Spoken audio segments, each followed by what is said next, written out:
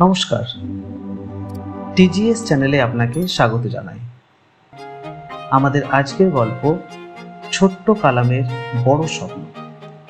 ছোট্ট আব্দুল কালাম রামেশ্বরম নামের এক ছোট গ্রামে বড় হয়েছিলেন। তার পরিবার ছিল খুব সাধারণ।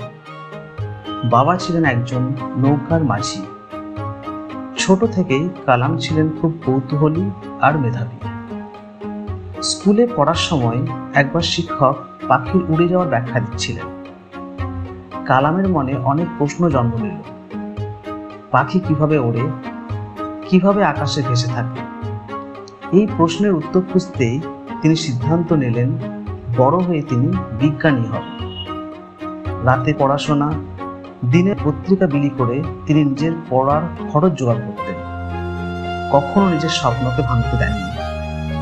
এই ছোট্ট ছেলেটি একদিন ভারতের মিসাইল ম্যান হয়ে উঠলেন এবং পরবর্তীতে হলেন দেশের রাষ্ট্রপতি।